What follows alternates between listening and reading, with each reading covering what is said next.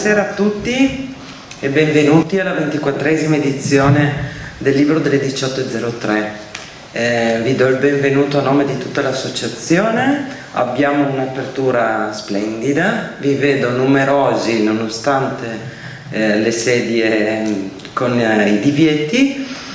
Vi leggerò un'introduzione che è a nome di tutto lo staff del Libro delle 18.03, proprio perché questa edizione è particolarmente significativa, in un momento particolarmente significativo, quindi di comune accordo hanno deciso di delegare me, ringrazio il Presidente Polli, che è sempre così generoso con i suoi collaboratori.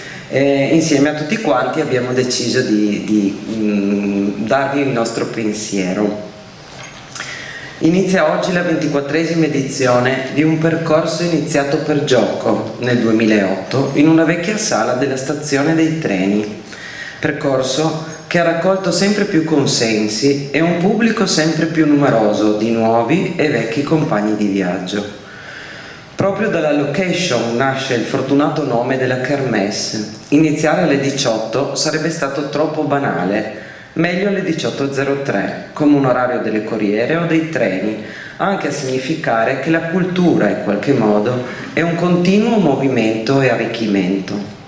Una sala, la nostra, che ha alternato gli scrittori italiani più conosciuti e molti altri che si sono affermati nel tempo, con un occhio particolare agli autori della nostra regione, non certo per campanilismo, ma perché il panorama letterario delle nostre terre di confine è ben ricco e si presta ad accogliere contributi e stili diversi.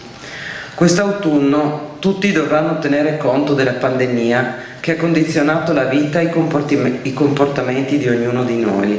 Vi è la necessità quindi, per questo tipo di eventi, di sale maggiormente capienti per garantire la presenza in sicurezza e tranquillità per ospiti e pubblico. Di qui la nostra scelta della sala teatrale del Kulturnidom, con il quale da tempo collaboriamo, trovando sempre grande disponibilità e che ringraziamo di cuore per la consueta ospitalità. Quest'estate, intanto, dopo la forzata sospensione primaverile, abbiamo realizzato un'edizione online con presentazione di libri, incontri e letture bisettimanali che hanno avuto un'accoglienza inaspettata, una modalità della quale dovremo tener conto anche nelle programmazioni future. Al momento di fissare la data della conferenza stampa di presentazione di questa edizione, avevamo cercato di trovare una data libera per non sovrapporci ad altre iniziative, per correttezza e per non rischiare di non avere la presenza della stampa e degli operatori culturali. Non è stato semplice. Limitandoci al locale e citandone solamente alcune, negli stessi giorni si svolgevano geografie, il Festival del giornalismo, dialoghi, storie scritte sull'acqua, gusti di contea, il Festival del coraggio. Per non parlare poi di Pordenone Legge, Next Festival della Scienza a Trieste, vicino lontano a Udine. Eventi lontani, ma che toccano anche gli interessati locali. Abbiamo poi trovato tutta una serie di spettacoli, concerti, mostre, insomma un fiorire di iniziative sorprendente e forse liberatorio rispetto alla lunga chiusura dei mesi scorsi. Una forte voglia di ricominciare, perché la cultura è fatta anche di confronto, di contatto, di scambio di idee, da cui nasce l'arricchimento di ognuno di noi. Questa pandemia, che perdura, come i bollettini di ogni giorno ci ricordano, non ci lascerà solamente i lutti o il perdurare di una crisi economica latente dal 2008 e aggravatasi in maniera drammatica a causa Covid-19 in questi ultimi. Ci lascerà anche un modo di vivere e di relazionarsi diverso, con il rischio di chiuderci ancora di più nel nostro piccolo mondo domestico, così comodo e con tutto a portata di mano. La cultura e incontri come questo e quelli che ho ricordato fortunatamente aiuterà a muoverci, a confrontarci, a scoprire e legarci a nuovi luoghi e persone, rimettendo in moto quel confronto e quello spirito di conoscenza senza i quali una società non può vivere e progredire. Io devo fare una comunicazione di servizio perché da nuova ordinanza devo chiedere a tutto il pubblico di tenere la mascherina, mentre una volta era concesso toglierla. Adesso no, io sono senza solo per motivi scenici, ma dopo tolgo la protezione del microfono. Fatta questa doverosa premessa, doverosi sono anche i ringraziamenti a tutti gli amici dell'associazione, al presidente Pogli, a Lucia, a Max, a Franca, a Nevio, a Gaspare di Ubik, Trieste e Gorizia, che peraltro poi è a disposizione per chi volesse acquistare il libro, Sara, Gianfranco e Andrea. Un ringraziamento al comune di Gorizia che anche per questa edizione ci ha concesso il patrocinio. Ancora un ringraziamento agli amici del Kulturnidom, allo sponsor che è divenuto ormai abituale, Coop Alleanza 3.0, e a un nuovo sponsor che abbiamo quest'anno che è Several Broker.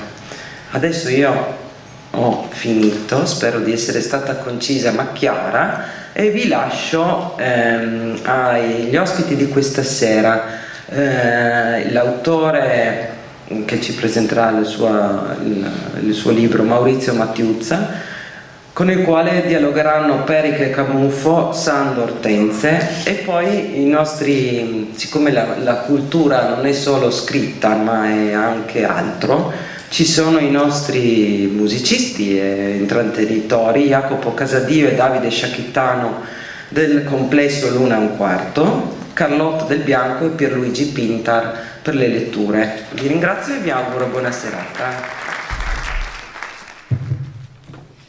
Buonasera a tutti, ringrazio per la presenza, ringrazio chi ci ospita e chi ha organizzato la manifestazione. Stasera parleremo con Maurizio Mattiuzza del suo primo romanzo. Maurizio è conosciuto, letto e apprezzato come poeta, premiato, tradotto, però questo è il suo primo romanzo, cambia un po', no? Modo. Io partirei da una considerazione di Dino Buzzati, che quando parla della propria poetica sono delle varie dichiarazioni che ha fatto. Ruota attorno spesso al rapporto tra giornalismo e letteratura, nel senso, cosa insegna il mestiere del giornalista al mestiere dello scrittore. E secondo lui ci sono un paio di cose. Innanzitutto insegna a scrivere semplicemente. Lo stile chiaro, dice Buzzati, è la caratteristica immancabile dei grandi talenti. Poi insegna il rispetto del lettore, cioè a non costringere il lettore a uno sforzo di lettura, per cui a morire di noia. E poi insegna l'importanza dell'intreccio narrativo, cioè di innescare la voglia di sapere che cosa finire il romanzo. L'indicazione di Buzzati, forse sì, ma ha rispettato queste cose nel suo primo romanzo, un romanzo scritto in maniera semplice, c'è una cura del suo linguaggio, sicuramente c'è rispetto del lettore perché non si muore mai di noia e si va sempre, si aspetta, si cavalca la narrazione per vedere come va a finire.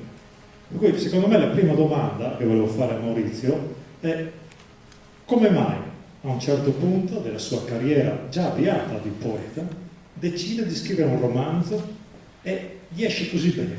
Nel senso, ci aveva provato prima. Cos'è che gli ha consentito di cambiare respiro alle parole, metterle in maniera diversa sul foglio e dare alla sua voce di scrittore questa complessa narrazione? Scrittori, cioè narratori che scrivono poesie nella storia della letteratura italiana ce ne sono stati molti e non sempre con risultati apprezzabili, ma poeti che iniziano, che scrivono narrativa con dei risultati insomma significativi non ce ne sono molti. Noi possiamo ricordare sicuramente Pasolini, ma non ce ne sono molti. Maurizio è uno di quei pochi che adesso fa il cambio di passo, il cambio di scrittura, riesce a scrivere un romanzo che qualche giorno fa ha avuto l'ultimo riconoscimento, cioè ha vinto a Catania il premio Etna Book.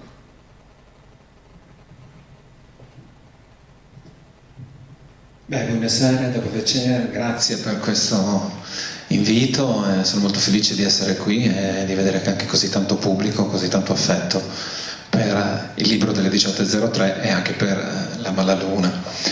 Come ho cambiato, tra virgolette, mestiere?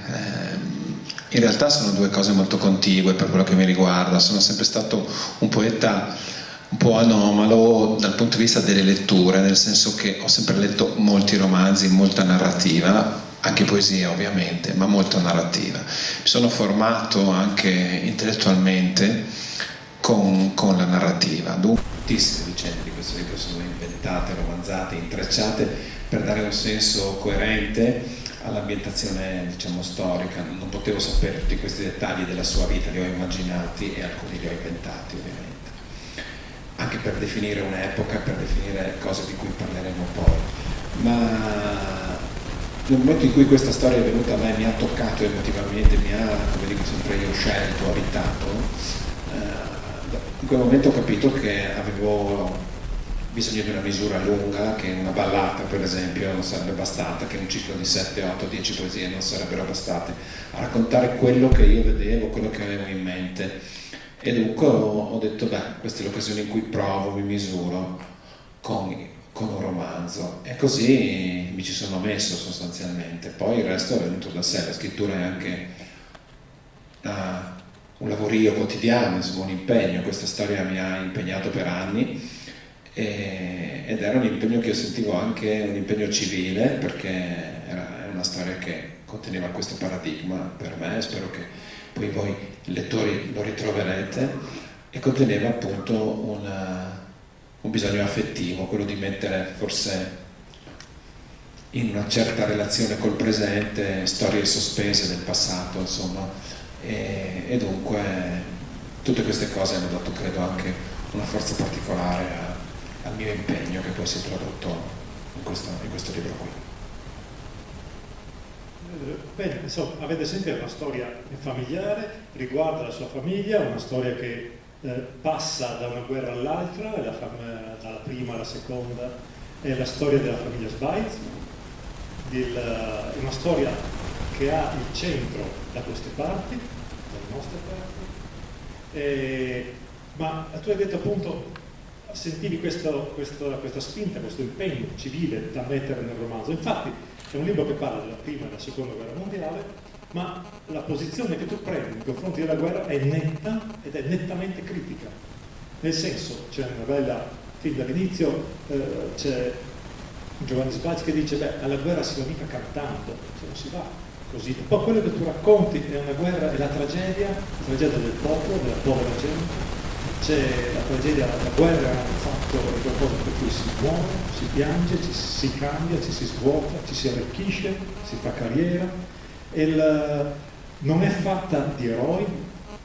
Quelli che racconti nel libro, c'è una sorta di sfilata di anti-eroi che capiscono che la guerra in qualche modo la vivono, ma dalla guerra vengono vissuti, vengono mutati, e tutto questo discorso, cioè la presa di posizione nei confronti della guerra, può essere vista anche come una presa di posizione nel confronto delle guerre di oggi o di tutte le guerre. Cioè, questo aveva in mente o è venuto così perché la guerra era quella e noi tiriamo fuori tutto questo?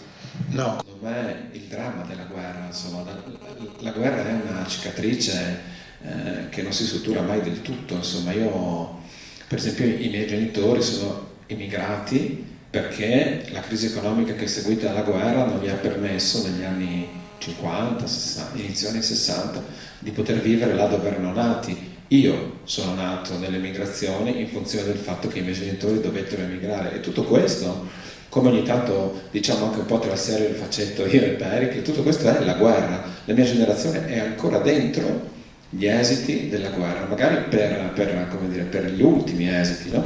Però poi nel momento in cui io ero studente all'università credevo che avrei visto una guerra vicino a me. Ho visto la prima guerra del Golfo, ho visto la guerra, diciamo, in Jugoslavia, ho visto la seconda guerra del Golfo, l'Afghanistan. Allora ho capito che purtroppo questa faccenda della guerra è una faccenda che ci riguarda sempre, ahimè, e che non possiamo fermarci alle guerre che hanno insanguinato questo angolo d'Italia o l'Europa. Purtroppo la guerra è un fatto globale contro il quale noi siamo chiamati a una posizione netta, insomma, no? La pace è un valore non negoziabile. Buonasera.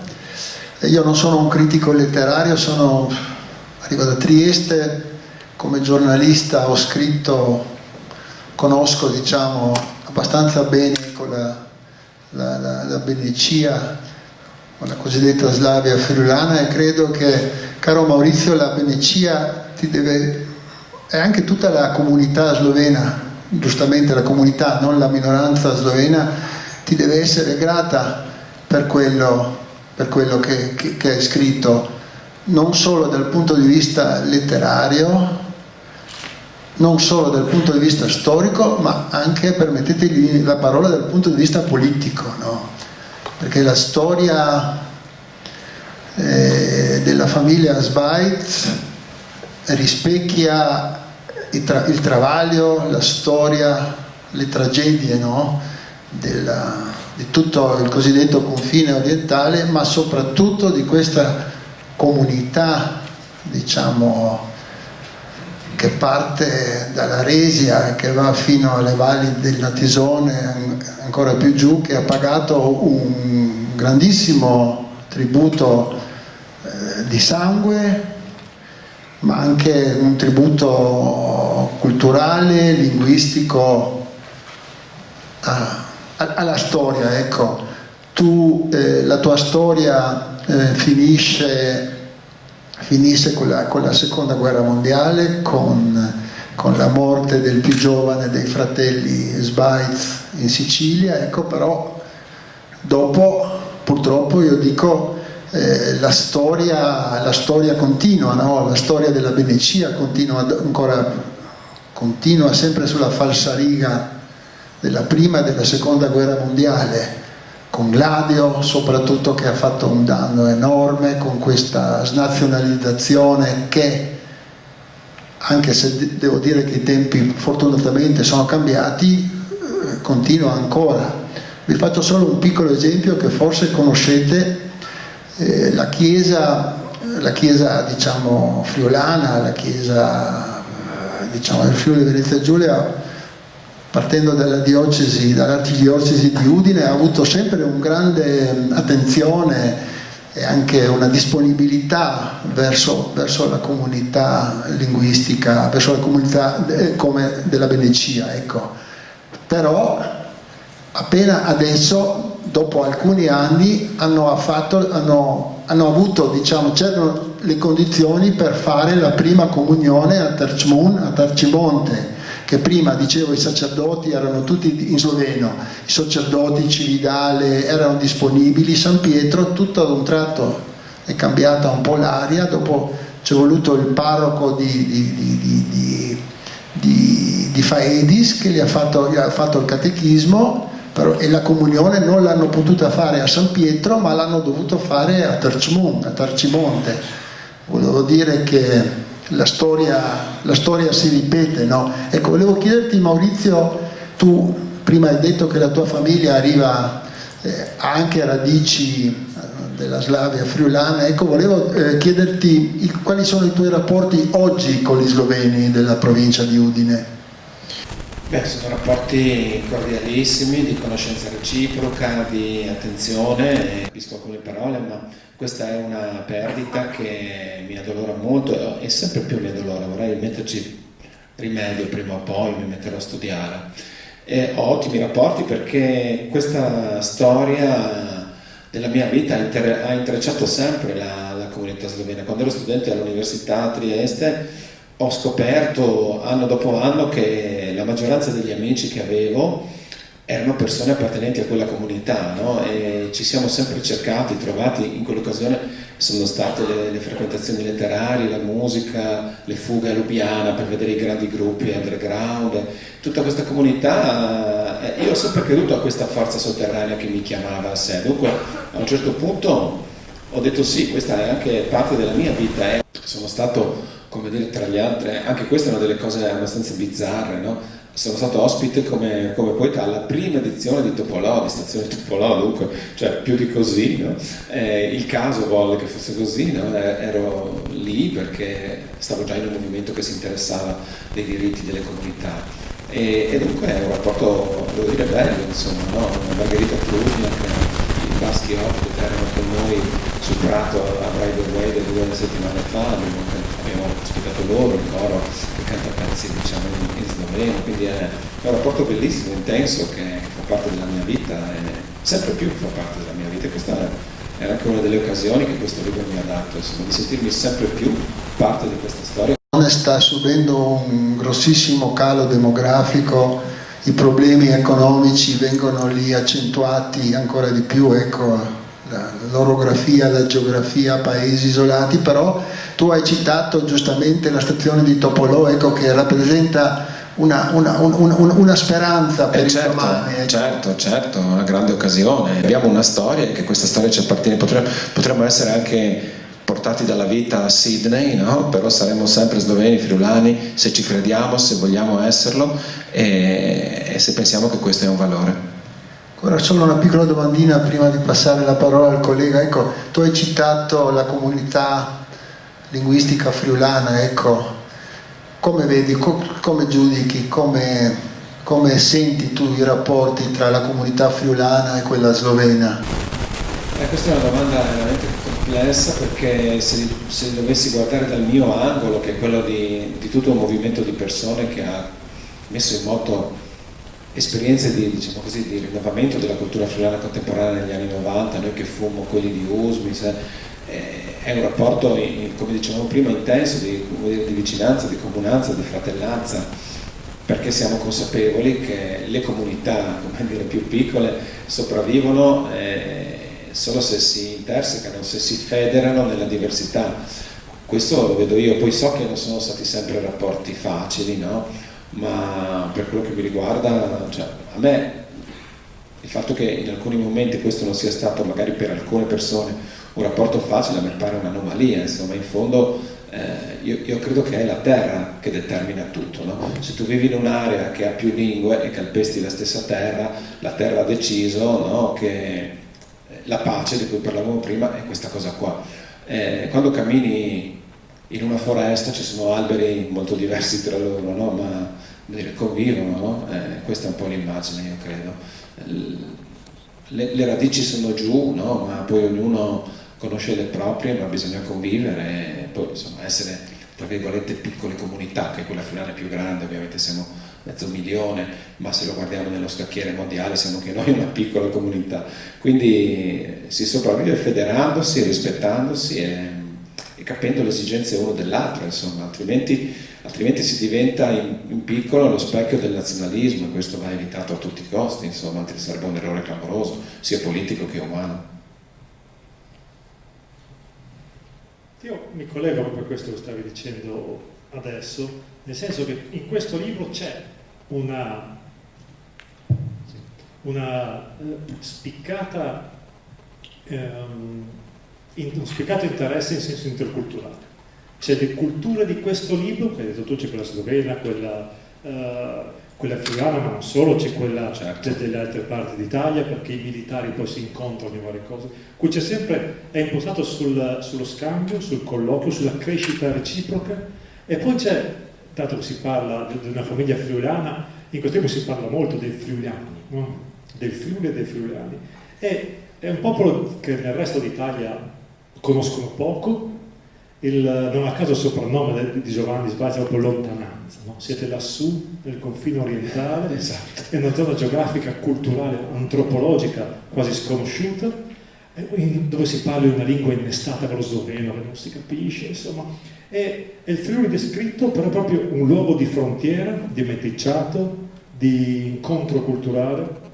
Poi c'è una bella frase che dice il prete sardo, no, della parrocchia di Livorno, dice questi friulani sono proprio un'altra cosa, e poi descrive le caratteristiche dei friulani, dice parlano poco, non si fidano di nessuno, piegano la testa alle avversità e tirano avanti, piangono dentro di sé, sono riservati, testati. Ecco, tutto questo in cui noi ci riconosciamo, chi più che meno, quando vai fuori dal Friuli, parli di queste cose nelle altre regioni d'Italia, qual è la reazione? Se i friulani sono ancora così, questo popolo sconosciuto? In parte ancora sì, diciamo, e questa è anche una delle cose che mi colpisce sempre quando giro l'Italia, cioè le persone, molte hanno un grande interesse per questa zona perché sono consapevoli di questo, no? Che c'è questa zona, chiamiamola così, di interculturalità, una natura anche, come dire, lussureggiante, molto bella, che fa anche parte di questo libro, che è anche un omaggio a delle radici che stanno dentro il bosco, no? La terra misteriosa che genera riti anche, no? Oltre che miti. Però c'è molto interesse per il Friuli in generale, perché siamo per molti una terra misteriosa. C'è spesso però anche una dinamica che credo conosciamo tutti, che riguarda un po' i mass media nazionali, per tornare al mestiere di Sandro Ortenzi, che fa degli errori clamorosi sulla nostra geografia, sulle nostre lingue, no? E questo è una delle cose che credo sia anche giunta l'ora che noi tutti come comunità, diciamo, friulana, slovena, regionale, no? Dobbiamo provare a ribaltare, perché io credo che nel 2020 non è possibile leggere, non lo so, su un giornale nazionale Udine, tra parentesi, Veneto, oppure che ne so, dico adesso non lo so, Latisana, Treviso, tra parentesi. Cioè, sono cose che non si possono più tollerare, diciamo, no? Ma potremmo entrare anche nella questione, insomma, che investì Cazzullo poco tempo fa, no? Con un aggettivo veramente sì, Guccini lo disse così, però poi Cazzullo, insomma, si è disperso in una disamina veramente, devo dire, sì, molto provinciale, sì, provinciale, nel senso che ancora una volta siamo visti come una provincia a cui tutto sommato, anche se fai, come dire, un'imprecisione su di noi, vabbè, ma cosa vuoi, no? Cioè, invece non è così, no? Perché queste imprecisioni spesse volte si portano dietro il peso di una storia dolorosa. Ecco, allora è venuto il tempo, io credo che di noi si debba capire questo. Ogni volta che portiamo una cosa fatta qui all'attenzione nazionale, noi contribuiamo a ribaltare un po' questa prospettiva, che è una prospettiva un po' imprecisa per quello che ci riguarda.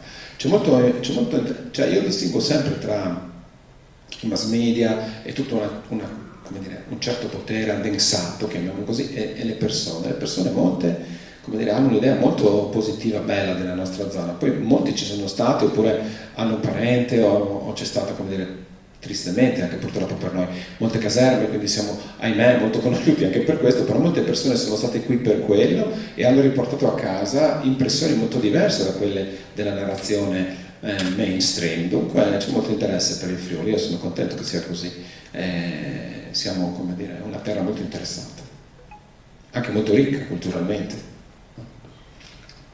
Forse solo un'ultima cosa, Maurizio. Io, guardando un po', diciamo, guardando il tuo libro, il tuo romanzo, spero che ne seguiranno altri, e guardo anche un po' dal punto di vista, tra virgolette, politico. Ecco, adesso io considero questo libro un trattato contro il nazionalismo, ecco.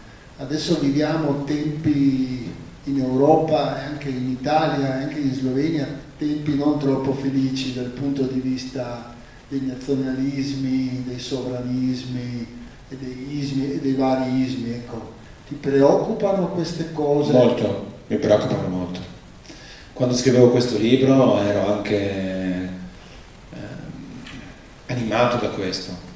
Credo che sia una storia che nel suo piccolo, insomma, perché un libro può fare quello che può fare, può dare un contributo a smontare una macchina propagandistica che punta su delle cose che fanno parte del mio immaginario consumato dal mio punto di vista, e mi preoccupa molto perché io vedo sotto altre forme, no, estetiche il ritorno di un pensiero duro, di un pensiero che non ammette sfumature, repliche, che semplifica molto, che fa, come dire, veramente cosa una di cose diverse, e soprattutto non accetta l'idea che che le nazioni nascono con dei trattati sostanzialmente, l'abbiamo visto anche noi, no? Come puoi credere a una linea che si sposta a seconda degli accordi che vengono stretti, come dire, da dei ministri degli esteri democraticamente eletti quando va bene, o da dei sovrani che sono lì, come fu nel passato, a decidere dove passa questa linea perché sono figli di uno che prima era re. Cioè, come possiamo credere che la nostra idea del mondo, che il nostro ritaglio geografico, emotivo sia fondato su questa linea? Cioè, basta farsi questa domanda, no? per rispondere no ai nazionalismi, però soffiare sulle paure, come si vede anche in questo libro, insomma, no? È uno degli elementi chiave per costruire questa percezione alterata, no? In questo libro, come che lo leggerà, a un certo punto si vede che c'è una specie di linea linguistica, chiamiamola così, che passa nell'erba, no? E queste persone ci passano sopra senza curarsi di questo, no? Di qui si parla sloveno come fu davvero, no? A casa dei miei bisnonni, e 5 metri sotto si parla friulano, e queste persone vanno avanti e indietro serenamente lungo questa linea. Perché? Perché è una linea vissuta nella serenità, nella pace, nella convinzione che siamo qui e lo facciamo. Ecco, quando la paura alimenta come potremmo chiamarla, la concretizzazione di questa linea in un muro, siamo già andati, come dire, oltre quello che ci spetta naturalmente come persone. Siamo già stati vittime senza noi magari qui dentro ce ne accorgiamo, a livello, diciamo, massa, siamo stati vittime di una propaganda che ha fatto di noi le persone che non siamo, ci ha snaturalizzati, ecco, questo è, no? Il confine non è una cosa naturale, la nazione è una convenzione amministrativa, no? Niente di più. Andando alla fine con una domanda di Peri, che poi sentiremo un po' di estratti da questo libro, insomma, dalla Melaluna. Per ritornare sul discorso dei nazionalismi, dei vari ismi, qui nel libro ha un peso non solo narrativo, ma un peso politico anche il fascismo. Certo. Si parla molto di fascismo,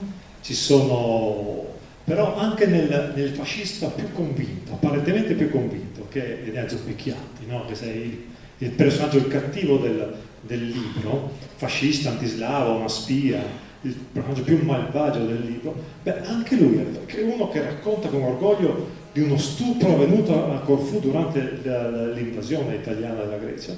Beh, però vede anche lui questa convinzione che sembra inossidabile, ha una crepa, perché anche lui vede nel fascismo un modo, un'opportunità per arrivare al potere, per arricchirsi. Per cui è così anche gli altri, non mi ricordo il nome del giornalista, di quello che lavora Roiati Brini, anche lui, no? Sì, passa attraverso il fascismo. Per cui una grossa convinzione politica, fermamente politica, e addirittura l'indiano, alla fine del libro, anche lui va in guerra, no? Per cercare un riscatto. Per cercare un riscatto della propria identità. Per cui questi ismi, questi nazionalismi, queste costruzioni politiche e propagandistiche hanno delle crepe dentro e vengono mostrate nel tuo libro in maniera bellissima, molto semplice ma incisiva, attraverso le crepe che queste convinzioni lasciano all'interno dell'animo umano, in questo caso della bassezza dell'animo umano. Ma io credo di sì, insomma, so come dire, potremmo riassumere tutto in un libro di Freud, insomma, no? Psicologia delle masse e analisi dell'io, insomma, tutto parte dall'io, no? E chi manovra questi ismi, tutto sommato, conosce anche molto bene l'io, no? Cioè su quali paure, su quali valori, su quali desideri fare leva, no? Picchiatti con il fascismo diventa importante, no? Diventa qualcuno. E questa è una delle cose su cui di solito giocano molto le dittature, insomma, no? La prima vittima, io credo, delle dittature è anche il merito, no? Cioè la fedeltà diventa un merito, no? Non importa se sei bravo a battere il ferro, a scrivere, a condurre un incontro come questo o a collegare un amplificatore, ma se sei fedele all'idea, no? Sarai premiato, quel posto sarà tuo, no? L'abbiamo visto per esempio moltissimo anche durante la dittatura argentina, no?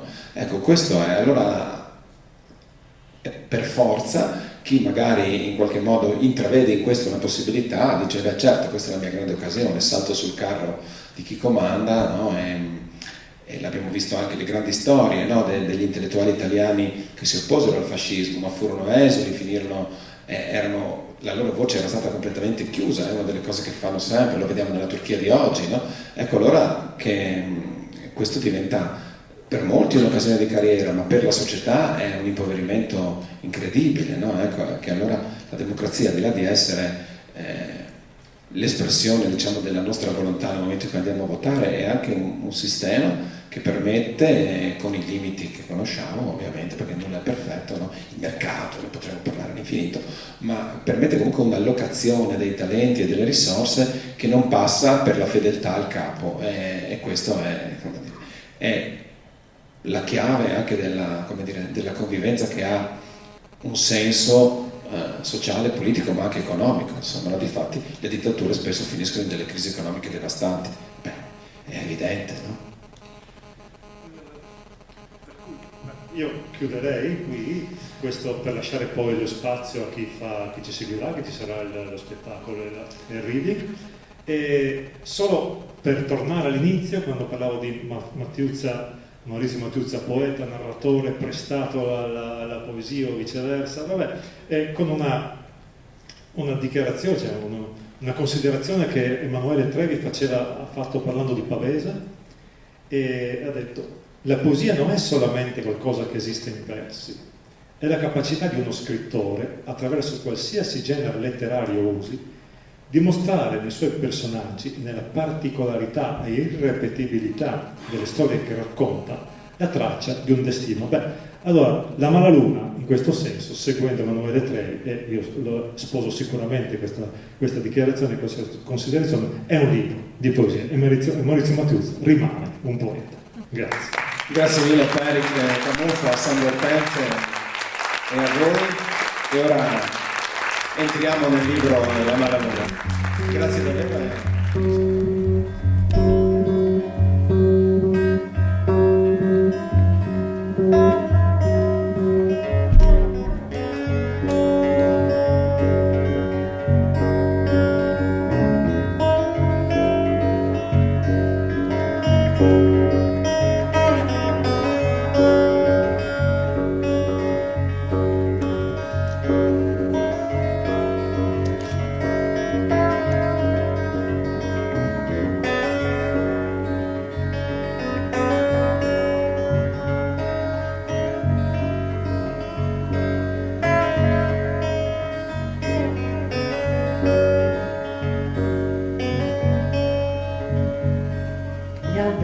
che cingono il passaggio verso Praide Vuede ormai si sono alzati per metri, spezzettando il cielo, e certe stelle adesso, a guardarle da lì sotto, sembrano scomparse.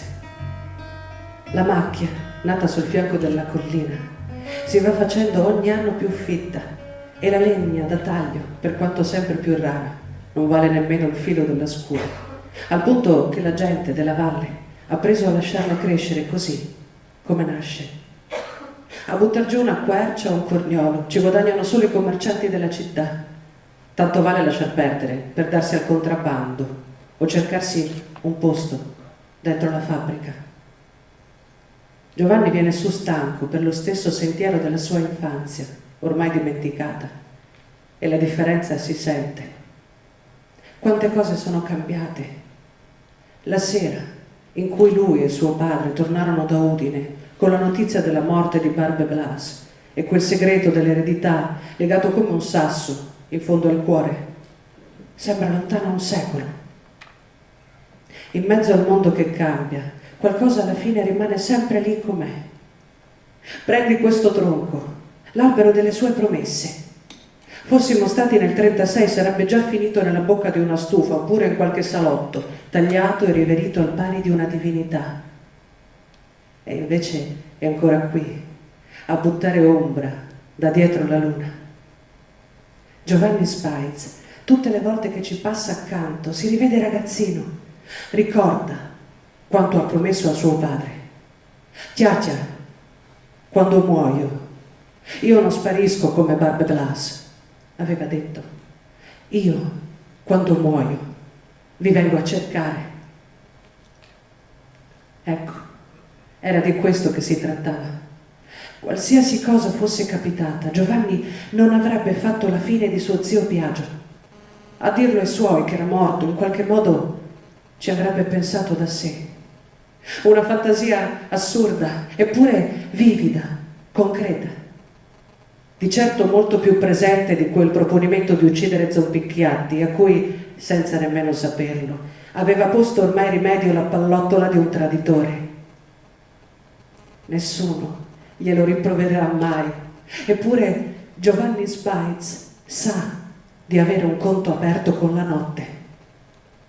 Se morirà lontano da casa, dovrà prima passare da Breidewede, arrampicarsi lungo queste strade. La sua anima, questa forza che è la vita, prima di andarsene via, uscirà fuori dal suo corpo e Giovanni verrà ad accompagnarla fino quassù, dove è nato. La farà salire lungo le scale di casa, la lascerà nell'acqua dei secchi da cui bevono le bestie, le darà occhi per guardare e una mano capace di toccare. Sarà corpo e voce, parole per dire a suo padre Valentino: eccomi, sono io ho Umur e addio, forse ci rivedremo nell'aldilà.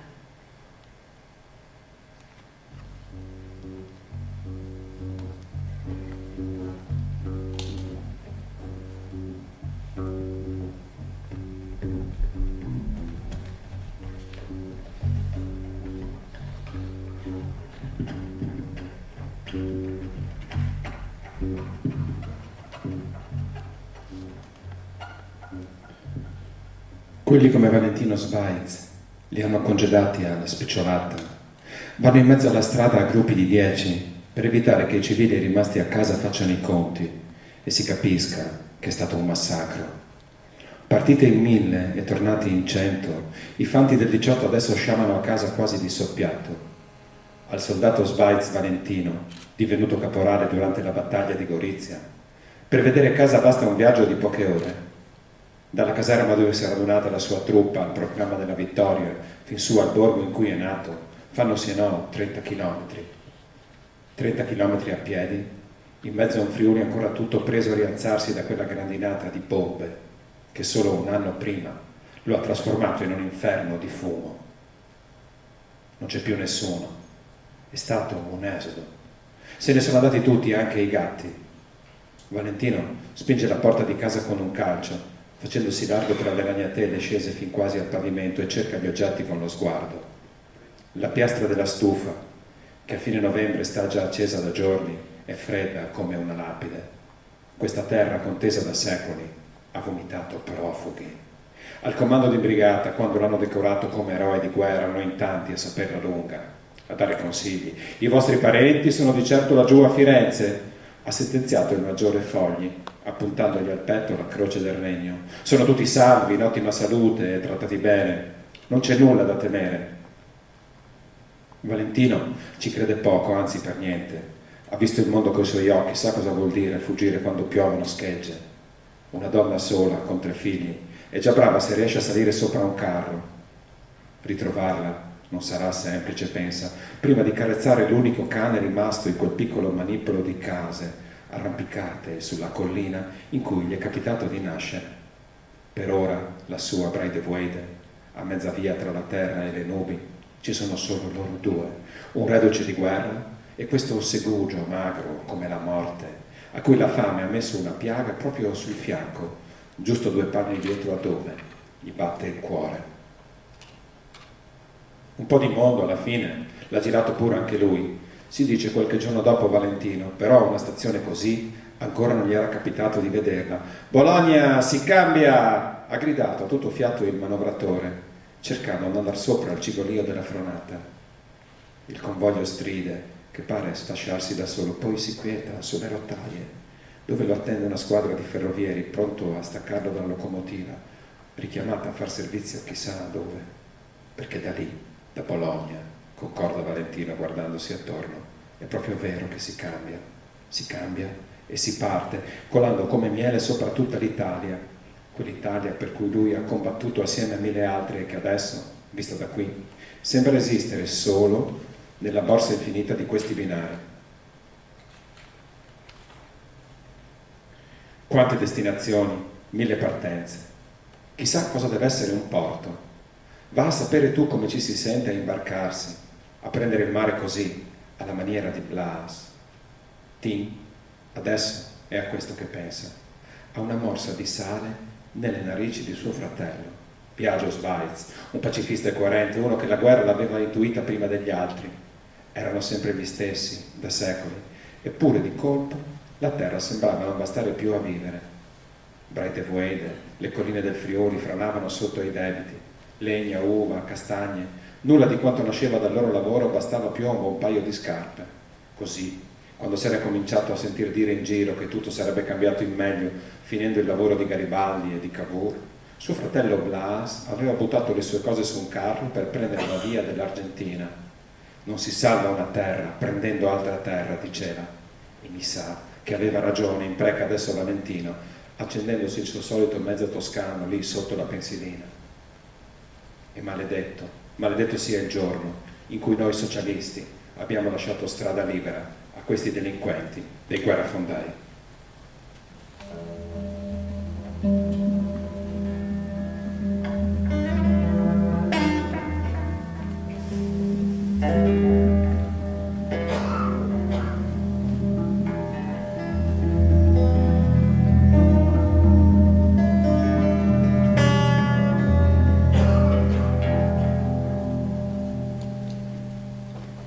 Ma non era così che mi avevano detto il mare. No, non era così, e poi tanto di notte cosa vuoi mai vedere? Qui c'è uno che grida e dice che è tardi e bisogna partire. Qui c'è uno che grida, si deve partire.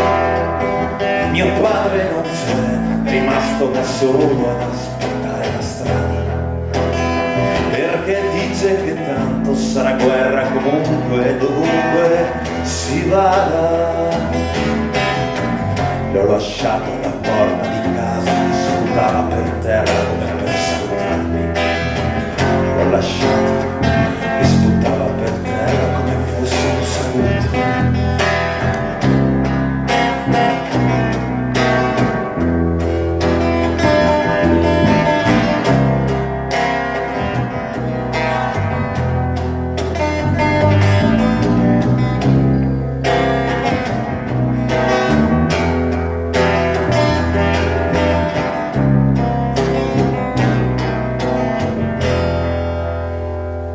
Ma non era così, mi credevo di andare.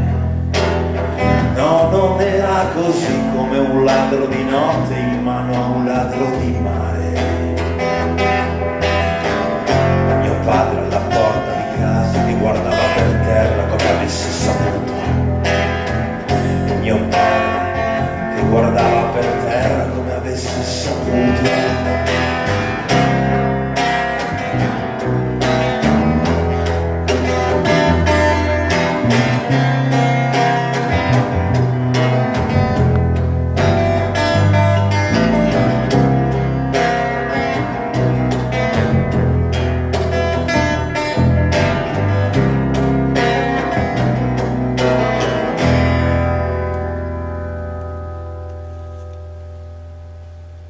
Quando le bombe Tevenot le rubano 2 figli da sotto gli occhi, Luisa ha appena 30 anni.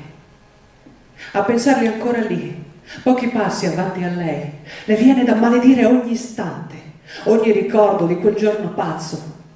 Il soldato sul carro, la criniera del cavallo che si impenna impaurito, e poi coperte, vecchie pentole di rame, santi e madonne, incorniciati a giorno, tutto in mezzo alla strada, sotto una tempesta di sassi e terra che copriva ogni cosa. Erano lì e adesso sono spariti. Tinaz, il più piccolo, e Giovanni, il maestro, che solo a farlo studiare già si vedeva cosa sarebbe diventato. Se li ha presi il fiume, gli ha stregati l'acqua, trascinati sotto dalla corrente, i suoi ragazzi adesso soffocano Inghiottono fango ed erba come due pesci stanchi. Luisa ormai sono mesi che li sogna. E nel sogno uno le parla, la chiama come si usa tra noi da secoli, mescolando friulano e sloveno. Mari, Mari, pridi me gleda, venga Ciolimus, ti prego. Giovanni la chiama, mentre l'altro, il piccolo, sputa suoni senza senso, gorgoglia bolle senza più aria dentro i polmoni. Sempre la stessa scena, quasi ogni notte. Eccolo, Giovanni che sbraita e la cerca da dietro il recinto d'una specie di prigione, tutta zeppa di baracca. Urla e poi le mostra le mani, le dita insanguinate a forza di provare a tirarsi su lungo la recinzione. Grida e piange disperato, ma poi si quieta e le canta: Pridi, upesto, gledat me. Sì, proprio quella vecchia canzone delle loro parti. Devi venire a trovarmi a Budapest. In tanti anni di professione, Don Emilio Lussai, il prete sardo della parrocchia di Livorno, dove sono sfollate Luisa e sua figlia, una storia così proprio non l'aveva mai sentita. Un ragazzino che canta nei sogni. Nelle sue poche esperienze da esorcista, a Don Emilio era capitata giusto l'anima di qualche usuraio assetato, oppure un marito tornato dai morti per insediare una vedova consolatasi troppo in fretta. Esoterismi di facile soluzione, dove a far vagare lo spirito nel vuoto più che il morto era quasi sempre il senso di colpa dei vivi. Questi friulani invece, pensa adesso il sacerdote, senza farsi intendere da quella donna che lo assedia di domande sul senso dei propri sogni in un italiano incerto, sono proprio un'altra cosa. Sarà quella loro lingua incomprensibile, oppure questa sorta di vitalità disperata, segnata da una cicatrice antica come la Bibbia, ma a guardarli negli occhi sembrano tutti dei gatti sbucati in mezzo a una notte di luna piena. Gente di terraferma, con il cuore che gli va a fondo come quello dei marinai a cui lui, povero prete, non ha più un'ancora da offrire. Quella donna vuole sapere, chiede di capire cos'è quella canzone, cosa significa il muro che vede in sogno e la divide dai suoi ragazzi. Anela un consiglio, ha bisogno d'aiuto, non implora preghiere, piuttosto un'illuminazione che a dire le orazioni promette, è capace da sola. Cerca un segnale, un conforto, perché, come confessa con le lacrime dentro ai quei suoi occhi tanto azzurri da sembrare un'acqua marina, non è più sicura del destino dei suoi figli, non crede che siano annegati. A volte, racconta, si sente nelle gambe il dolore di una forza disperata, un'energia assurda che la porta a vagare per ore lungo l'orlo della città.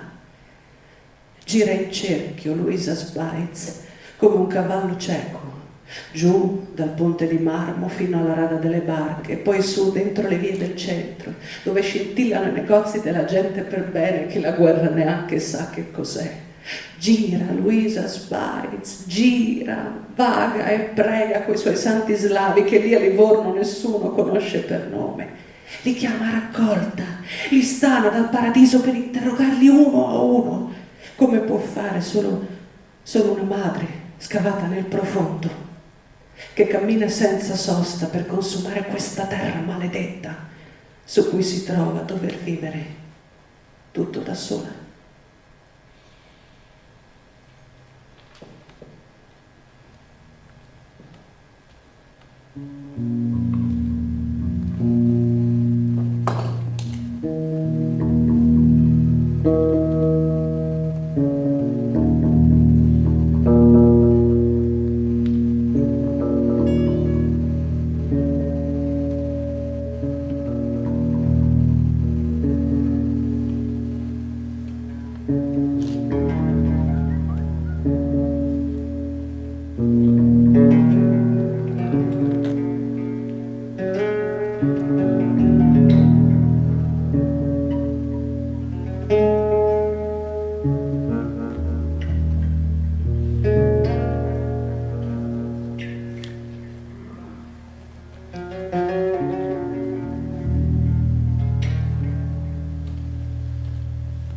Chissà cosa vogliono questi adesso, pensa Giovanni, camminando lungo il corridoio in compagnia del bidello.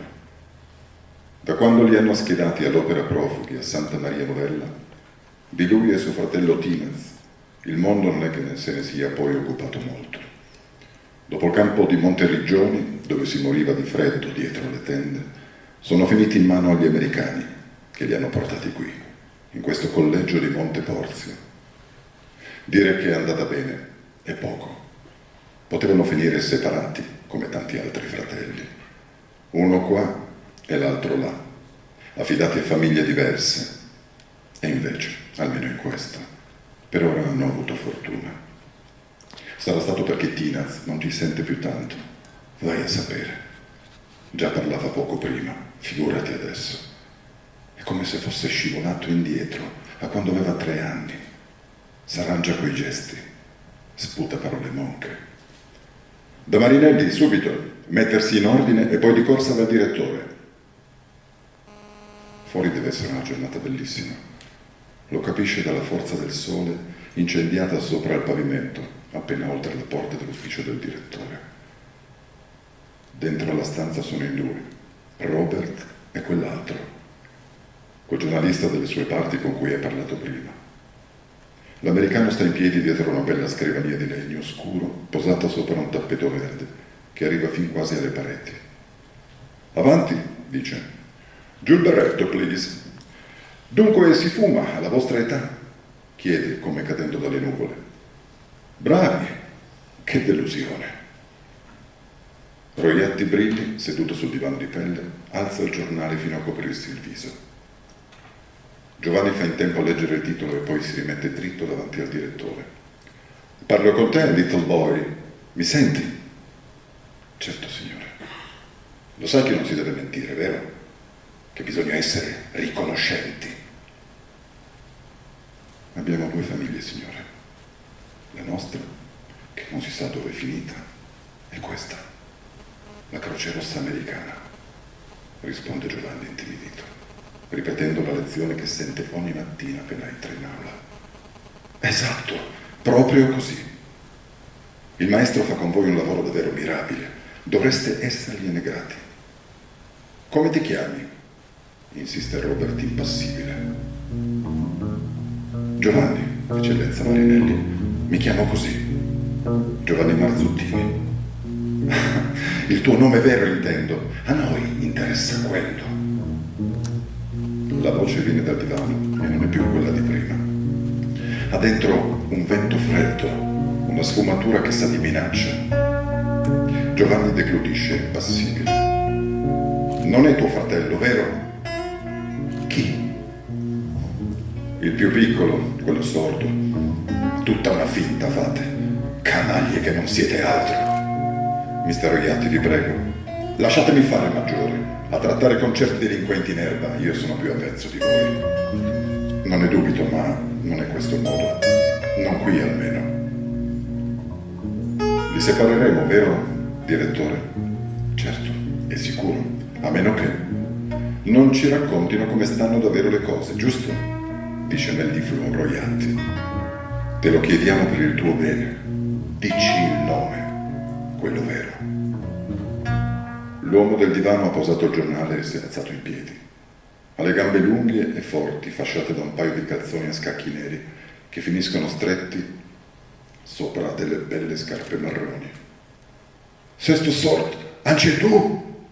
Lo schiaffo è così rapido che Giovanni non fa nemmeno in tempo ad accorgersene. Sei sordo per la miseria. Il tuo nome, ragazzo, grida Marinelli deciso. Il secondo schiaffo, meno forte del primo, Giovanni fa quasi in tempo a schivarlo. Mentre si volta per proteggere la guancia, il suo sguardo si posa sulla scrivania, dove sta disposto un registro aperto. Non insistete oltre, mister Roiatti. Questo ragazzo va a Pisa e l'altro resta qui. Ho deciso. Guardate qua, è già tutto pronto. Manca solo la mia firma.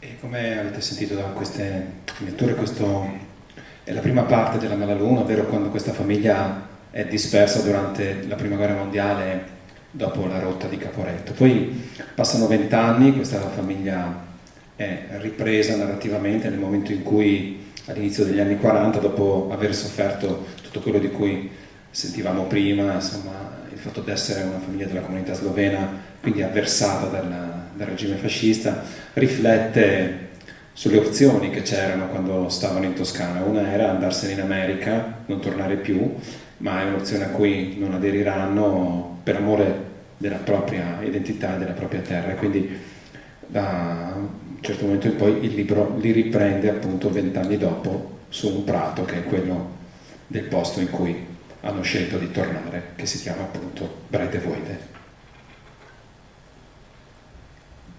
Sopra il prato di Bredevoide brilla una luce densa, cagliata. Valentino sputa sul filo dell'ascia e poi si frega le mani. Serra la presa attorno al manico. Gira morbido sulle gambe per rifinire il gesto, ma il colpo scende storto, si infrange lontano dal taglio. L'albero piange un gemito, come a scannare un coniglio. Eccola la vecchiaia. 20 anni prima non sarebbe successo. A mandar giù questo castagno allora sarebbero bastate poche calate, 5 o 6 fendenti messi bene, e il legno si sarebbe reso una caduta così dolce che nemmeno ti pareva d'averlo torto via dal mondo. Per chiudere un tetto, finché era ragazzo, a Valentino Sbaitz bastava una settimana. Oggi invece forse ci vorrebbe un mese e neanche sarebbe abbastanza. Passati che hai 50 anni, tieni ancora un uomo forte, in salute. Può camminare per ora, senza sprecare un battito del cuore. Da quei giorni, in Toscana, ormai lo divide un tempo lungo un secolo. Tutte le speranze, le promesse che Luisa e lui si erano scambiati a Livorno, piano piano si sono allentate, diluite, come a usare per troppe volte lo stesso colore quando si dipinge una stanza. La vita di sempre li ha riacciuffati, mettendoli di nuovo a capo chino sulla terra. Laggiù, di fronte al mare, la notte prima di partire, Valentino aveva giurato a sua moglie che l'avrebbe piantata lì con la politica. Non fosse stato per quella storia delle 20.000 lire di suo fratello, magari ci sarebbe pure riuscito. È che invece di una promessa ci voleva un patto. L'avessero lasciato vivere come sentiva di meritare, lui si sarebbe scordato ogni cosa. E invece c'erano stati la morte di Biagio, i giorni della guerra, perfino la voce con cui gli parlava da bambino quel suo figlio, ora muto e diventato ormai uomo. Ma erano solo ipotesi, giochi del pensiero. La vita s'era scelta un'altra strada, aveva svoltato da sé. Forse aveva ragione Luisa. La salvezza si chiamava America. Avrebbe dovuto dargli ascolto, maledizione a lui. Da New York avrebbe visto ogni cosa da lontano, quasi a guardare attraverso una nebbia, le angherie dei fascisti e tutti quei socialisti alla camomilla svaniti nel nulla al primo colpo di manganello. Stare in America avrebbe significato soffrire solo di striscio il delitto Matteotti e le porcherie di zompicchiati, perché questa contro quella carogna di Enea ormai era una guerra che durava da più di 25 anni. Difficile capire come fosse cominciata, ma la svolta di certo l'aveva data quella rissa sul Ponte del Diavolo a Cividale attorno al 14. Doveva essere una domenica e quegli sbandati usciti dal niente della notte avevano fatto luccicare le lame dei pugnali. In 4, addosso a suo fratello Biagio, dentro a un vicolo appena oltre la riva del fiume. 3 costole rotte, un taglio di coltello nel polpaccio. Uno di quei maledetti aveva vibrato il colpo da terra, infilando la lama peggio di un traditore. A Valentino era andata meglio, giusto un livido in mezzo allo sterno, forse una scalciata oppure il manico di un bastone, non ricordava più bene. Suo fratello invece fosse stato da solo, sarebbe già morto quel giorno, perché quelli, come è vero Dio, erano venuti per ammazzarlo. E di certo non si aspettavano di trovarsi di fronte, oltre a Biagio, pure quella pistola con cui Valentino Sbaitz sa come tenersi in tasca la fortuna.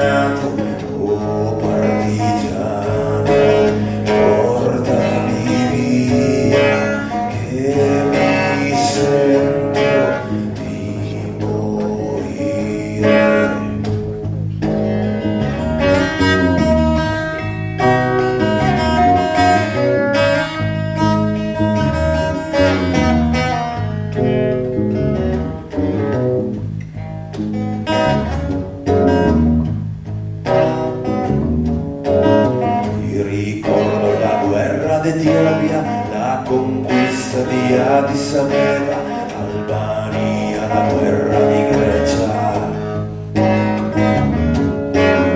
O memoria di leggi razziali, di italiani matati al macello, sangue del nostro sangue, nervi dei nostri nervi. Tu partigiano, portami via, che mi sento di morire.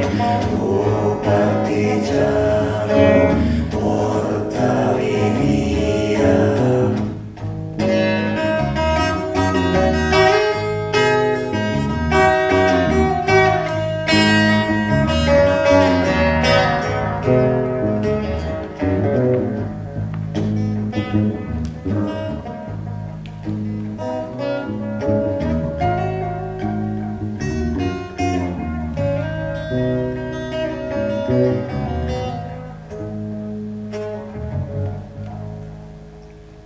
La luna è piccola, eppure brilla ancora. Sulla strada per Ponte Vittorio sembrano in 4, ma sono di più. Valentino e i suoi figli, chiusi tra due vecchi compagni del Carso, e davanti a tutti il Beppilisco, che si mangia il sentiero a balzi. Fa freddo. Le canne dei fucili battono sulle schiene gelide come lame, dando un tocco irreale alla notte. Sono in marcia da almeno 3 ore e nessuno ha ancora mai mosso una voce. Per Tinaz è come tornare al mondo. Non deve sforzarsi a capire nulla, può fare a meno di muovere le mani. Gli basta camminare, buttare un passo avanti all'altro e fare attenzione ai gesti di chi lo precede. Qua una buca, là una tana. I segnali sono sempre gli stessi. L'alfabeto della terra, verrebbe da dire. Il buio fa bene a Beppilisco. Lo si vede da come allunga il passo, spingendo la sua tuppa sopra un costone crivellato di foglie. Giunto al punto d'osservazione, Lisco mette in aria il palmo della mano sinistra, poi ritira il mignolo e l'anulare, imitato subito da tutti quelli che gli camminano dietro. Nella lingua dei contrabbandieri della montagna ci si parla così, con le dita. 3 uomini sono passati da lì prima di loro. Hanno superato il pianoro e poi si sono messi sulla linea del sole che tramonta, quasi a voler tornare indietro. Forse vanno sul monte di Teipana, pensa subito Tinaz, oppure saltano l'acqua al guado del Cernipotok, dove il fondo è più basso. Giovanni sente un colpo secco dietro la schiena e si volta. Uno di quei 3 uomini che li precede, ormai è certo, è salito lungo il bosco e ha incrociato di nuovo il loro sentiero. Tinaz lo spiega a gesti e presto è tutto chiaro pure per gli altri. A giudicare da come si è impressa nel pantano, l'orma non deve avere più di qualche ora. Forse è meglio salire in quota e calare a Ponte Vittorio dal lato del borgo di Prosenico. Tinaz scuote la testa e fa segno di tornare indietro. Caccia fuori dallo zaino una mappa e mostra col dito la sua idea. Scendere sul costone opposto, come pensa Lisco, potrebbe essere una trappola. Magari è proprio quello che vogliono farci fare, protesta in silenzio da dentro i suoi occhi azzurri. Gli uomini si guardano stupiti. Tinaz ha ragione. L'unica strada sicura, a patto che ce ne sia una, è seguire a ritroso il cammino di quei 2 scarponi fino ad arrivare là dove canta l'argento del fiume. Valentino è il primo a far scendere il colpo in canna. Il rumore della 6:05 salito dal caricatore rompe il silenzio del bosco. Uno dopo l'altro, gli uomini armano il cane e si preparano allo scontro. L'aria è densa. In fondo alla macchia, dove si fatica perfino a respirare, ormai si fanno la tela soltanto i cinghiali e i contrabbandieri. Prima del fascismo ci si passava in libertà pure di giorno, ma adesso, con questa storia dell'autarchia e del mercato nero, su per questi tratturi, il duce ci manda, oltre a quelli come Enea, perfino qualche ufficiale alle prime armi venuto su da Roma. Che razza di idea! Può averla pensata giusto uno di città, un federale pieno di boria, amico di zompicchiati magari, perché uno con la testa a posto già lo sa come va a finire, pensa adesso Giovanni, tirando avanti il passo, a battersi con armi pari, questi del fascio e la milizia forestale, contro di noi quassù a Ponte Vittorio, perderebbero sempre. Noi qui ci siamo nati, ogni fronda, ogni sasso. Prima di trovarsi dove stanno, sono passati prima del nostro sangue, hanno brillato nei nostri occhi. Chiunque siano questi 3 uomini che camminano avanti a noi, non gli sarà facile sbarrarci la strada. Da qui, alla riva del fiume, noi possiamo aprire 1000 sentieri. A fare i contrabbandieri non ci si va di certo agghindati con l'uniforme. Eppure, la banda disco stasera sembra tutta vestita allo stesso modo, figure identiche, imparate, vanno insieme per i monti da anni, eppure una cosa così non era mai capitata. Un drappello di uomini in nero, dalla testa ai piedi, tesi dal proprio orgoglio e pronti a colpire come uno stormo di corvi. Succede tutto in un attimo, proprio là dove la valle si restringe e il gran monte sembra tuffarsi dentro al torrente.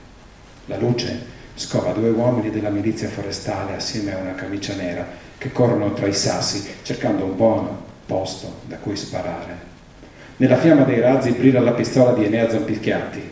È lui che li comanda. Avanti, maledetti! Grida vedendosi scoperto. Sparate, canaglie! Sparate! Urla come impazzito ai suoi, esplodendo rapido con la sua unica mano buona 2 colpi in mezzo agli arbusti. È venuto lassù per regolare i conti con Valentino Sbaitz, con tutte le cicatrici che ha tatuate nel corpo, eppure sul fondo del cuore stanotte, se serve, e ne è pronto perfino a rimetterci la vita e la banda all'isco. Costi quello che costi, non si tira indietro. Valentino aspetta un respiro e tira per primo. Un colpo secco, assestato bene, che alza schegge tutto attorno a Enea, spingendolo a chiudersi dietro a una pietra.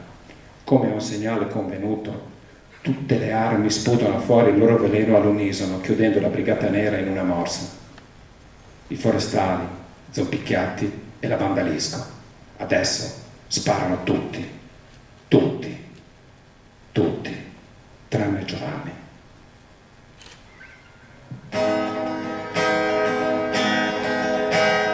Il bersagliere a 100 penne e l'alpino ne ha una sola, il partigiano ne ha nessuna, e sta sui monti a guerreggiare, lassù sui monti viene giù la neve, la tormenta dell'inverno, ma se venisse anche l'inferno, il partigiano rimane là, tu tramonti strunzolei, tu gialli spartuci quant, se stu bon di salutami, la chiaregno già ramà, e io no, non pensi muie, dico culo cortesan, o hai tu la vostra entrare, usre fu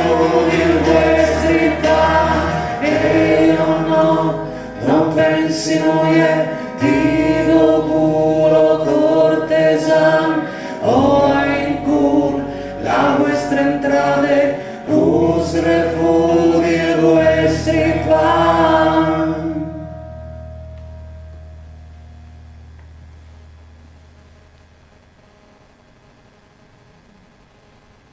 E questo era il racconto della notte che precede la partenza di Giovanni Sbaitz per la seconda guerra mondiale, perché questo ragazzino che fu un profugo in un collegio durante la prima guerra mondiale poi diventa un soldato nella seconda guerra mondiale. L'Italia, che gli aveva tolto persino il diritto di pregare nella sua lingua, comunque lo chiama a fare il soldato. E qui comincia l'ultima parte della Malaluna, quando Giovanni Sbaitz parte per la guerra e poi si troverà al fronte.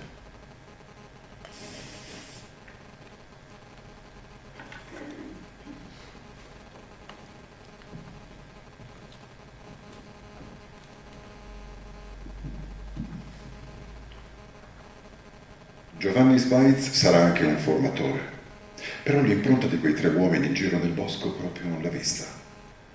Forse pensava ancora alle gambe di Marilena, oppure s'era perso nei suoi dubbi, nella paura di quello che lo aspettava. L'esercito e le armi, la divisa della fanteria, Per quelli come lui, nati sul fianco di queste montagne, sparare è un'abitudine antica, un modo per campare. Mettere nello zaino una lepre, portar giù dal bosco un capriolo, può fare la differenza tra vivere e morire. E non è sempre detto che a cadere sia un animale. La caccia, su in alto, può diventare una lotta alla pari. La guerra, invece, ha dentro un sangue denso, una pazzia che spaventa. Alle manovre di suo padre per tenerlo a casa, Giovanni non ci ha mai creduto molto. A fare l'operaio certe cose le vedi chiare. La fabbrica e la città sono come un pozzo aperto, una voragine a cui puoi misurare il fondo. Così, la cartolina del richiamo alle armi, quando è arrivata, mica l'ha sorpreso più di tanto. Sperava si dimenticassero di lui, ma lo sapeva che non sarebbe accaduto. Gira e rigira il problema di quegli anni era sempre lo stesso. Finivi inguaiato pure a fare niente. Andavi a rotoli per quello che non eri. Chissà cosa c'era scritto nella sua pratica disciplinare. Fante Giovanni Sbaiz di Valentino, classe 1910. Operaio formatore e contadino di sospette simpatie socialiste. Questo non poteva negarlo. Il fascismo non gli piaceva. Non ne faceva solo una questione politica, che comunque aveva il suo peso. C'era pure una faccenda estetica. Gli edifici così tozzi, con tutte quelle arcate, gli parevano senza proporzione. Mettevano una soggezione strana. Lui era solo un povero formatore. Un operaio che impastava terra e sabbia in un guscio dove far colare la ghisa e di architettura non ne capiva niente. Eppure aveva un suo gusto, un certo modo di farsi andare bene il mondo. Tutto quel nero, gli stivali lucidi e i teschi, quei passi pieni quasi esagerati con cui si muovevano i gerarchi, gli sembravano la brutta parte di una commedia. Figure di un mondo tirato allo spasimo, come a ficcare troppe cose dentro a una scatola rotta. Per non parlare della faccenda dell'eredità del suo zio Biagio, le angherie che la sua famiglia aveva dovuto subire per poterne incassare solo una parte, gridavano vendetta al cielo. E poi c'era anche la questione dello sloveno, il non poterlo più parlare liberamente. Di quel teatro bruciato laggiù a Trieste nel 20 è stato tutto un salire di soprusi. Dai maestri di coro picchiati se solo osavano far cantare qualche canzone tradizionale, fino ai cognomi di chissà quante famiglie, cambiate con la forza, violati per sempre. Una lingua annullata perfino nelle preghiere, al punto che a quelli come lui, nati a cavallo di due mondi, non era rimasta più nemmeno la libertà di invocare Dio nel modo più naturale. Un modo meticcio, ricco di parole miste, perché Giovanni Sbaiz, come tutti lassù a Bredevoide, di lingue ne ha sempre parlate e mescolate due. Il friulano dei vicini di casa e questo slavo di sopraconfine, la lingua di suo padre, di sua madre, dei 1000 e più anni della sua famiglia. Una lingua che non piace alle camicie nere. Ma per Giovanni Sbaiz ormai questi sono solo pensieri senza più forma, rancori sopraffatti dalla densità del presente. Tempo pochi giorni e sarebbe sceso in città per arruolarsi. Ancora questo viaggio da contrabbandiere e poi sarebbe partito per il Piemonte. A separarlo dal grigio verde dell'uniforme ormai mancava giusto un niente. Un niente e questa notte lunga, difficile, che trascorre dentro a un buio di luna squarciato da due scarponi.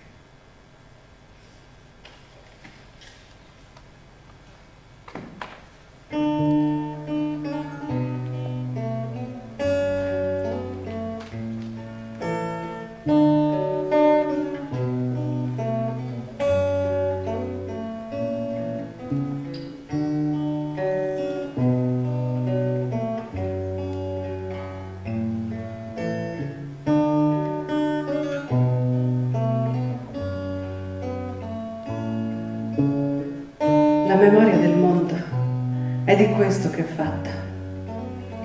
Sono passati più di 4 anni dall'ultima volta con Elite Klotz. Eppure Giovanni Sbaiz ricorda tutto, senza più ricordare nulla. Nell'aria fresca di menta e terra asciutta Le sue dita trovano come per miracolo quelle di Maddalena. Scendono delicate a cercarle i fianchi. Lei risponde senza parlare, gli carezza la nuca e poi si stacca da lui. Corre fino a una radura nascosta tra i vigneti. Giovanni la insegue e poi la prende piano alla vita. Tutto il silenzio con cui si è fatto scudo per mesi adesso inciampa in questo attimo di felicità.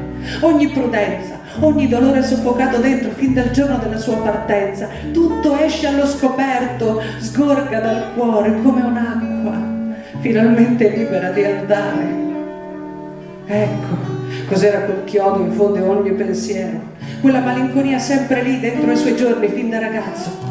Lui non aveva mai avuto un posto dove sentirsi libero, un angolo senza mura da cui toccare il cielo, essere felice così per il solo fatto d'esistere, d'essere chi era, respirare amore senza fatica, piacere distinto a qualcuno. Era questo ciò che gli era sempre mancato e adesso, come in un lampo, l'aveva capito, l'aveva trovato.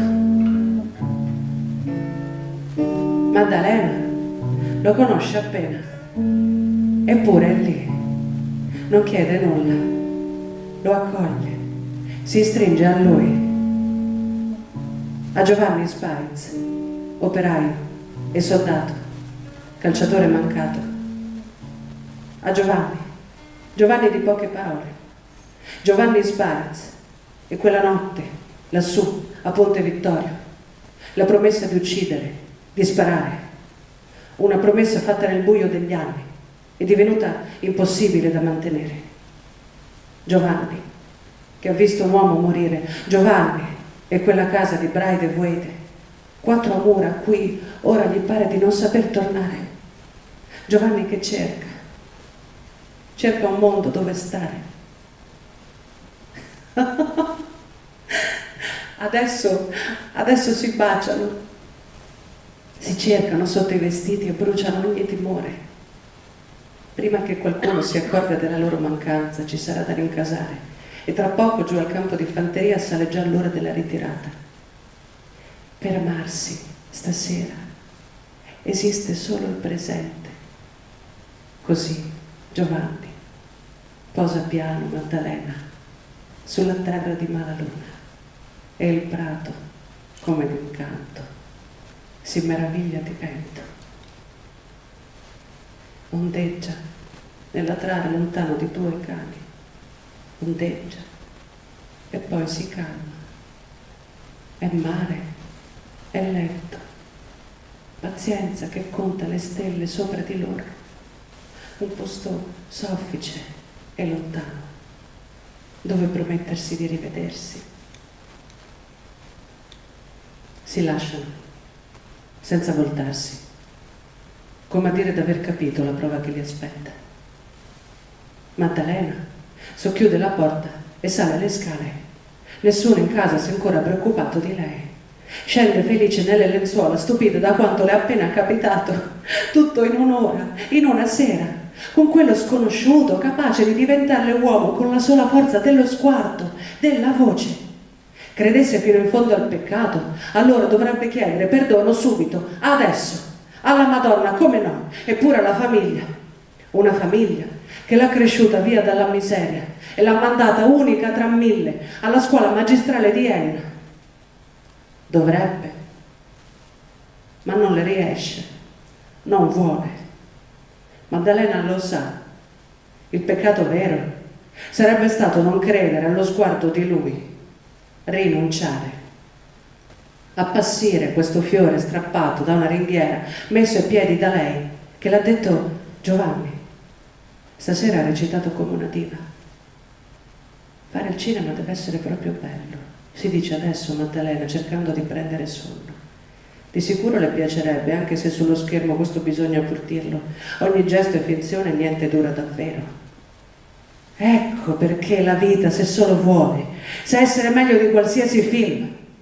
Prendi stasera e Giovanni venuto da lontano, uscito dalla terra come fosse un canto. Giovanni e lei, quei loro sguardi, le mani delicate. Giovanni e Maddalena a dirsi tutto senza parlare, a fare l'amore nell'erba dietro alle case. la guerra, le bombe, 1000 paure. E poi il respiro breve di questo incanto. L'incanto di due che non si erano mai visti e sbocciano insieme nella rugiada della notte. Giovanni, allontanandosi, ha disegnato come un'ombra. La sua figura ha girato fin oltre la siepe, si è distesa sopra il viottolo da cui lei sale verso casa. Maddalena non sa cosa pensare e le viene da sperare. Vorrebbe interrogare qualcuno, vorrebbe sapere, capire se stanotte la luna le imprime sul terreno qualcosa che somiglia al suo futuro.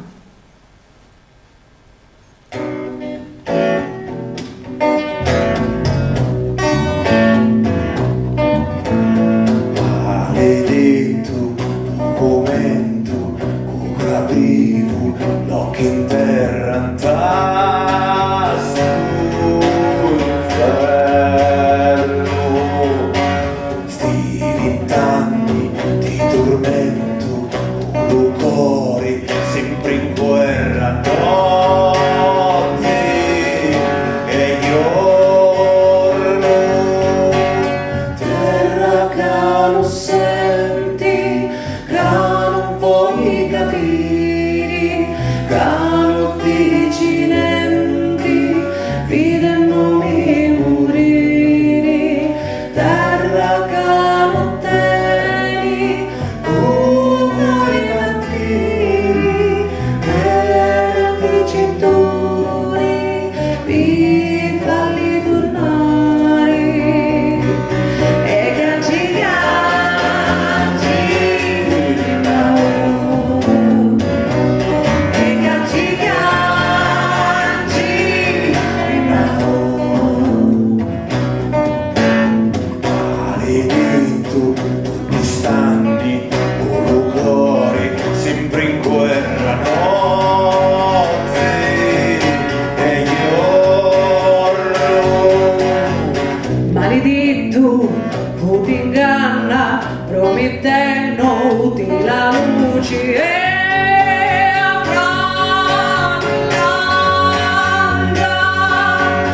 terra che non senti, che non vuoi capire, che non dici niente, vita non mi morire. Terra che non tieni, cuori battiri, e di cinture, vi falli tornare. E canci canci di nuovo, e canci canci di nuovo, e canci canci di nuovo, e canci canci di nuovo.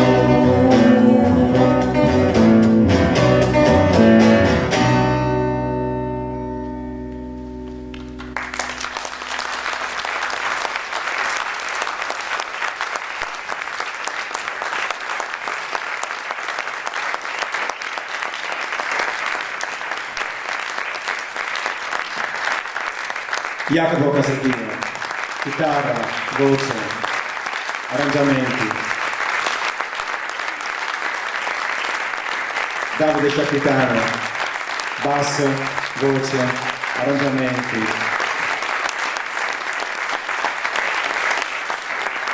Pierluigi Pinta, G-Voice, ospite speciale questa sera con noi e siamo felicissimi. Grazie a lui per l'amicizia e il talento che ha accompagnato la Luna questa sera. E alla voce e alle letture, al canto, Stefania Carlotta Del Bianco, che è pure nata a Gorizia.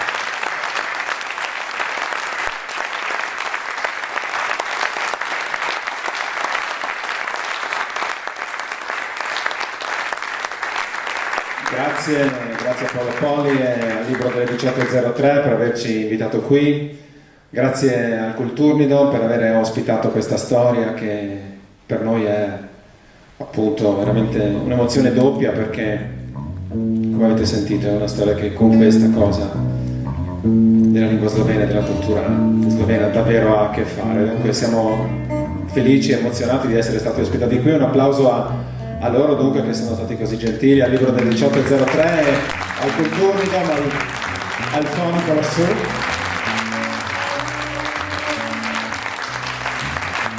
A Sandro Ortenzia e Perca Camuffo che hanno dialogato prima con me. Un applauso a loro. E anche a Maurizio Mattiuzza e da Mara Luna. Grazie. Grazie poi per chi lo vorrà, il libro è lì, chi lo vorrà lo firmerò volentieri.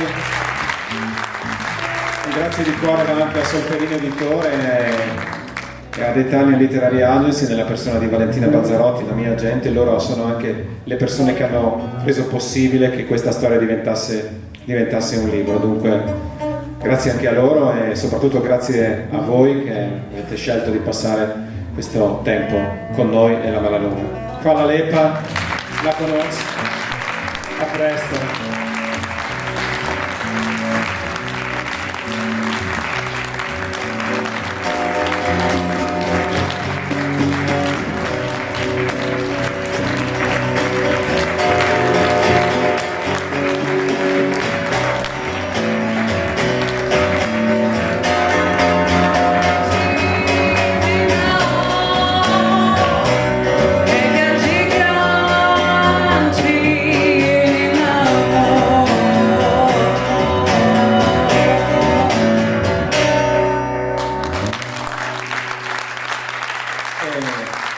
Un grazie speciale da parte mia alla memoria della mia famiglia, alla tenacia con cui mi è stata trasmessa. Senza di loro questa storia non sarebbe mai arrivata a me e poi dentro questo libro e a voi.